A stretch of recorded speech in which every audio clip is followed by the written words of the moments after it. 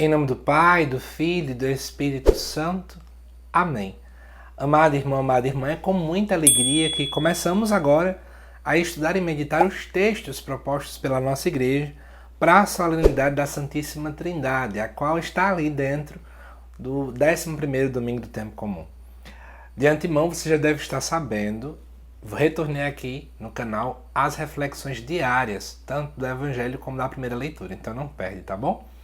Então é o seguinte, a primeira leitura se encontra lá em Provérbios, capítulo 8, versículo de 22 a 31, que diz assim: Assim fala a sabedoria de Deus. O Senhor me possuiu como primícia de seus caminhos, antes de suas obras mais antigas. Desde a eternidade fui constituída, desde o princípio, antes das origens da terra.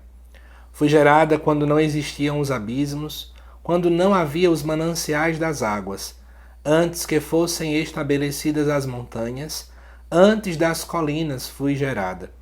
Ele ainda não havia feito as terras e os campos, nem os primeiros vestígios de terra do mundo. Quando preparava os céus, ali estava eu. Quando traçava a abóbada sobre o abismo, quando firmava as nuvens lá no alto, e reprimia as fontes do abismo. Quando fixava ao mar os seus limites, de modo que as águas não ultrapassassem suas bordas, e lançava os fundamentos da terra. Eu estava ao seu lado como mestre de obras. Eu era seu encanto, dia após dia, brincando todo o tempo em sua presença, brincando na superfície da terra e alegrando-me em estar com os filhos dos homens.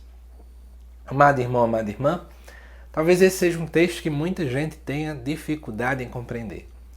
Na verdade, o texto de Provérbios ele entra dentro da literatura sapiencial, que deseja nos dar dicas para a nossa vida enquanto pessoa.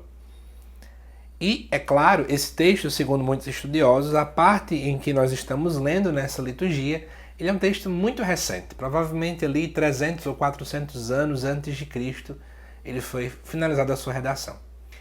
E o que acontece? O autor do texto ele está utilizando um recurso literário, onde algo que é um substantivo nada concreto, que é a sabedoria, ela é personificada ao ponto de que ela mesma fala, ela cita coisas. Eu quero já te chamar a atenção que durante muito tempo os judeus sempre pensaram, que a sabedoria seria na verdade a Torá, ou seja, os 5 primeiros livros da Bíblia, que eles chamavam da lei, a lei seria a sabedoria de Deus. Então, em outras palavras, Deus tinha a sabedoria, tinha aqueles textos desde sempre nele, guardado meio que lá no céu, até o momento em que Deus vai ditar palavra por palavra, e o mundo deveria ser regido de acordo com tudo aquilo que ali estava escrito e por aí vai. Essa era a mentalidade. Porém, no Novo Testamento, Paulo acaba citando que Jesus era a sabedoria de Deus, ou Jesus é a própria sabedoria. Isso é alimentando-se dentro da visão do livro de Provérbios. E para a gente poder perceber o quanto faz sentido quando nós entendemos a teologia católica, vamos olhar para a leitura para a gente entender essas peculiaridades. Primeiro, versículo 22. O Senhor me possuiu como primícia de seus caminhos, antes de suas obras mais antigas. Ou seja, essa sabedoria, que aqui está personificada como alguém que fala, está querendo dizer que Deus possuiu essa sabedoria, antes de suas obras mais antigas. Vamos pensar, a obra mais antiga de Deus foi criar o mundo, por exemplo, criar o tempo, enfim. Desde a eternidade foi constituída, desde o princípio, antes das origens da terra, ou seja, esse ser da sabedoria existe desde antes de tudo. E aí, para nós que somos católicos, que já entendemos os textos muito clássicos, neotestamentários, é impossível aqui não fazer um eco do prólogo de São João. Quando lá vai dizer, a palavra se fez carne, habitou entre nós, ela já existia desde sempre. E aí, continuando, aqui vai dizer que foi gerado antes de existir abismos, não havia mananciais, a gente relembra lá do livro de Gênesis, onde vai mostrando a criação detalhe por detalhe, vai falar das montanhas, das colinas, enfim.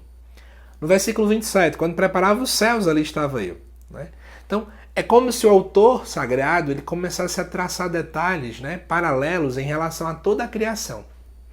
Depois, no final, começa a parte que eu acho muito interessante. No versículo 30, vai dizer assim: Eu estava ao seu lado como mestre de obras. Eu era seu encanto, brincando todo o tempo em sua presença, brincando na superfície da terra. Gente, alguém que brinca, alguém que está nessa leveza tão grande, reflete a grande comunhão de amor do Pai e do Filho e do Espírito Santo. A solenidade da Santíssima Trindade, ela não nos convida a fazer um grande discurso teológico, na minha reflexão, por exemplo. Na verdade, nós somos chamados a olhar, obviamente, para a história da salvação e enxergar a Trindade aí já presente. E enxergar que a Trindade é uma comunidade de amor. E do amor do Pai, do Filho e do Espírito Santo, nós também somos chamados a amar. Mas eu tenho um ponto a chamar a atenção. Como eu já comentei bem, essa leitura de Provérbios, ela toca em muitas realidades da criação citada lá em Gênesis.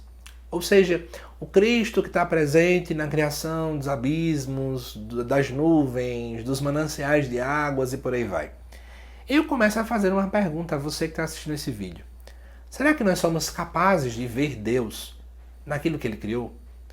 Será que nós abrimos o nosso coração para poder enxergar nessas pequenas nuances a presença de Deus, do amor de Deus, do cuidado de Deus, do zelo de Deus para com cada um de nós?